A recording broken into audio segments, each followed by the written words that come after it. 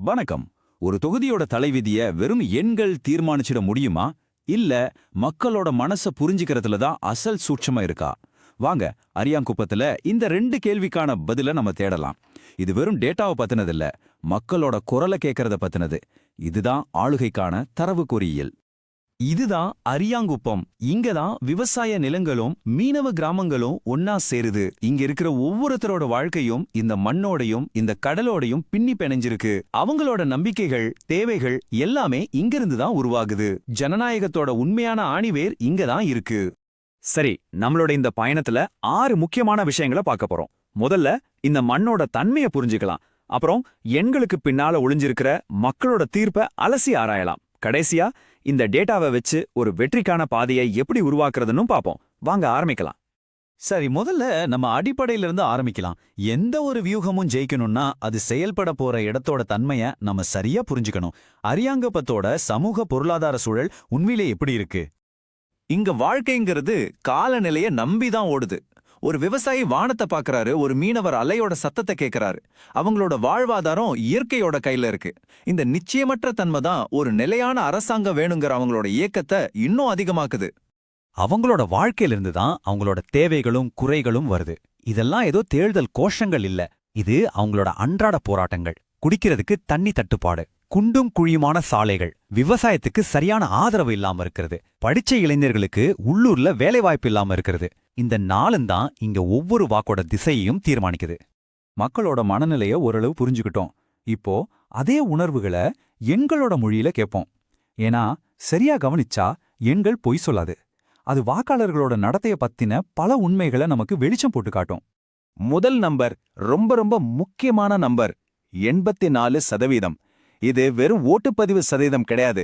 இது இந்த தொகுதி மக்கள் ஜனநாயகத்தை மேல வச்சிருக்கிற அசைக்க முடியாத நம்பிக்கையோட அடையாளம். அவங்க தங்களுக்கு வேண்டிய மாற்றத்தை அமைதியா கேட்கல, தங்களோட வாக்குகள் மூலமா ரொம்ப உரக்க கேட்கறாங்க. அடுத்ததா வெற்றியோட அளவு. போன எலெக்ஷன்ல ஜெயிக்கிற கூட்டணி கிட்டத்தட்ட 54% வாக்குகளை வாங்கியிருக்கு.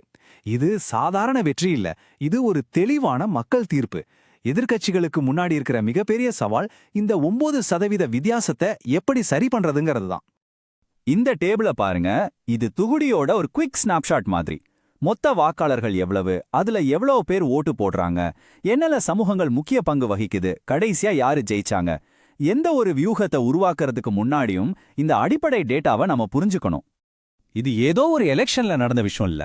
பாருங்க, கடந்த 10 வருஷமா வாக்காளர்களோட பங்களிப்பு தொடர்ந்து 84% மேலதான் இருந்திருக்கு.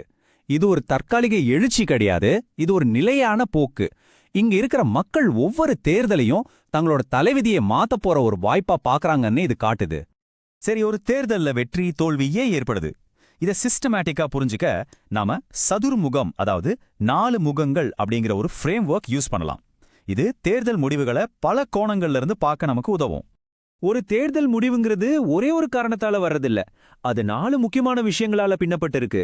சமூகம், பிரச்சனைகள், வேட்பாளர், அப்புறம் எதிர்க்கட்சி. இந்த நாளை நாம அலசி ஆராயும்போது நம்ம அரசியலமைப்பு சட்டம் நமக்கு ஒரு வழிகாட்டியா இருக்கணும். ஒவ்வொரு குடிமகனுக்கும் கண்ணியம்ங்கிறது ரொம்ப முக்கியம். அதே மாதிரி அவங்க பேசுற ஒவ்வொரு பேச்சும் பொறுப்புணர்வோடு இருக்கணும். இந்த பகுப்பாய்வோட நோக்கமும் அதுதான். அரியாங்குப்பத்தோட முதல் முகம் அதோட சமூக கட்டமைப்பு. இங்க வாக்குகள் பெரும்பாலும் சாதி, சமூக அடிப்படையில தான் பிரியுது. ஓபிசி, முக்குளத்தோர், மீனவ சமூகங்கள் தான் இங்க முக்கிய வாக்கு வங்கிகள்.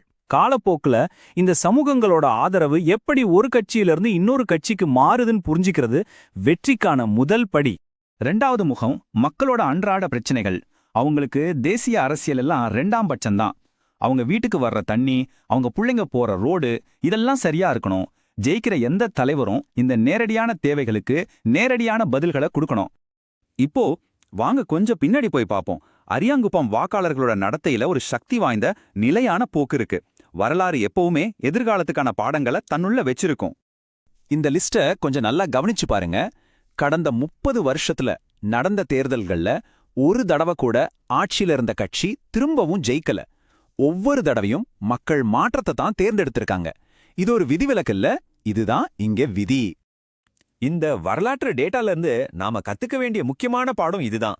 இங்க இருக்கிற வாக்காளர்கள் எந்த கட்சி கூடிக்கும் விசுவாசமா இல்ல. அவங்க செயல்திறனுக்கு, அதாவது பர்ஃபார்மன்ஸ்க்கு தான் விசுவாசமா இருக்காங்க. சொன்னதை செய்யலேனா அடுத்த எலெக்ஷன்ல மாத்திடுவாங்க, அவ்வளவுதான். இந்த மாற்றத்துக்கு லேட்டஸ்ட் உதாரணம் தான் இது. 2016ல காங்கிரஸ் கூட்டணி 45% ஓட்டோட ஜெயிக்குது. வெறும் 5 வருஷத்துல கிட்டத்தட்ட 9% வாக்குகள் எதிரணிக்கு போகுது. 2021ல ஏஎன்ஆர்சி கூட்டணி 54% ஓட்டோட ஜெயிக்குது. இந்த 9% ஸ்விங், அதுதான் அரியாங்குப்பத்தோட முழு அரசியல் கதையும் சொல்லுது. ஓகே, இப்போ பிரச்சனைய நல்லா புரிஞ்சுக்கிடும். இனி தீர்வுக்கான ஒரு வரைபடத்தை உருவாக்குவோம். இந்த டேட்டா எல்லாம் மக்களோட நம்பிக்கையை திரும்ப ஜெயிக்கிறதுக்கு ஒரு தெளிவான வழியை நமக்கு காட்டுது. இதத்தான் நாங்க ஆளுகைக்கான தரவு பொறியியல்னு சொல்றோம். அதாவது டேட்டாவை வெறும் எலெக்ஷன் ஜெயிக்கிறதுக்கான ஒரு கருவியா மட்டும் பார்க்காம, மக்களோட தேவைகளை புரிஞ்சுக்க, அவங்க பிரச்சனைகளை தீர்க்க ஒரு உண்மையான நம்பிக்கையை உருவாக்குறதுக்கான ஒரு பாலமா பயன்படுத்துறது. திரும்ப ஜெயிக்கிறதுக்கான வியூகம் இந்த 4 தூண்கள் மேலதான் நிக்குது. இலக்கு: போன தடவை குறைஞ்ச வாக்கு வித்தியாசத்துல தோத்த பகுதிகள்ல முழுசா கவனம் செலுத்துங்க. கதை: இது உள்ளூர் பொறுப்புணர்வா இல்ல வெளியாட்களோட செல்வாக்காங்கிற ஒரு தெளிவான தேர்வை மக்கள் கிட்ட கொண்டு போங்க.